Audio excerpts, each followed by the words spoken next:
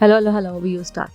नमस्कार दोस्तों, स्वागत है आप सभी का हमारे यूट्यूब चैनल में। मैं हूं आपके साथ नैन्सी और बेहद ही खास प्रोग्राम में आज मैं आप सभी का स्वागत करती हूं, जहां पर आज हम आपको बताने वाले हैं अमिताभ बच्चन के 5 बंगलों की कुछ दिलचस्प कहानी। दरअसल ये तो आप सभी जानते हैं कि सदी के महान नायक अमिताभ बच्चन आज किसी भी पहचान के मोहताज नहीं है।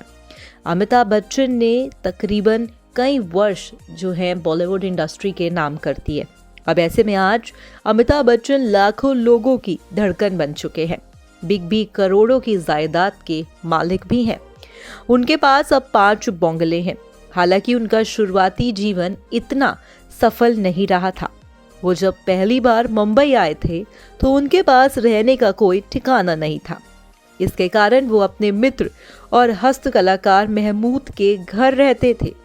एक समय ऐसा भी आया जब उनका दिवालिया निकलने वाला था, लेकिन उन्होंने कभी हिम्मत नहीं हारी और निरंतर वो आगे बढ़ते गए। आपको बता दें कि शानदार एक्टिंग के जरिए उन्होंने बॉलीवुड जगत में अपना अलग ही नाम बनाया। उनके पास ना अब तो रुपए की कमी है और ना रहने के लिए छत की। उनके 5 बंगले हैं, जिसके नाम है प्रतीक्षा, जलसा, जनक और वत्स आदि। आइए जानते हैं इन बंगलों के पीछे की कहानी। पहले बात करते हैं प्रतीक्षा की, जो उन्होंने अपनी बेटी श्वेता नंदा को तोहफे के तौर पर दे दिया। जब अमिताभ ने सबसे पहला बंगला लिया तो उसका नाम प्रतीक्षा रखा। ये नाम असल में उनके पिता हरिवंश राय ने दिया था। हरिवंश राय और तेजी बच्चन भी इस बंगले में ही रहते थे। बंगले का नाम उन्होंने अपनी एक रचना में रखा था।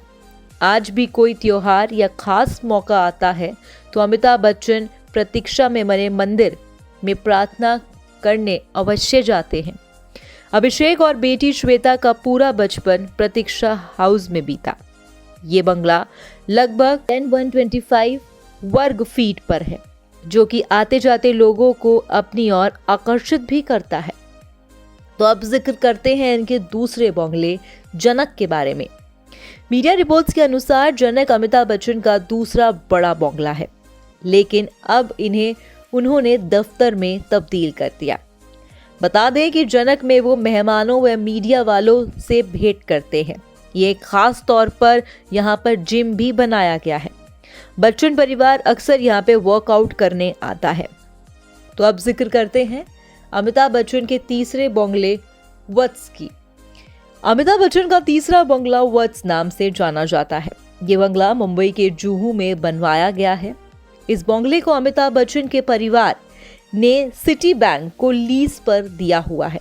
आपको बता दें कि वत्स का हिंदी भाषा में शब्द अर्थ होता है बछड़ा, यानी बच्चन खानदान की जायदाद का एक छोटा हिस्सा, जिसका उन्होंने समय समय पर किराया भी पहुंचाया जाता है। चौथा जो उनका बंगला है वो है जलसा। तो अब बात करते हैं बंगले जलसा की। बच्चन परिवार का चौथा बंगला जलसा। ये बंगला मुंबई के जुहू इलाके में मौजूद है। इसमें बिग बी अपने परिवार के साथ रहते हैं। ये 2 मंजिला जो कि तकरीबन 10,000 वर्ग फीट पे फैला हुआ है। इस बंगले को 1982 में अमिताभ बच्चन ने निर्देशक रमेश सिप्पी को फिल्म सत्ते पे सत्ता की शूटिंग के लिए दिया था। इस खूबसूरत व भव्य बंगले को साल 2006 में जया बच्चन के नाम रजिस्टर करवा दिया गया है। जी हाँ, आपको बता दें कि अमिताभ बच्चन के जलसा के पीछे भी एक बंगला है, जिसके बारे में बहुत ही कम लोग जानते हैं। वो है उनका 5वां बंगला। इस बंगले का रास्ता जलसा से होते हुए ही जाता है। इस बंगले को अमिताभ बच्चन ने पोती आराध्या के खेलने के लिए बनवाया है। रिपोर्ट्स के अनुसार अमिताभ बच्चन और अभिषेक ने 2013 में इस बंगले को खरीदा था। इस बंगले का आकार 8,000 वर्ग फीट बताया जाता है। तो ये कुछ दिलचस्प कहानी रही अमिताभ बच्चन के 5 बंगले की।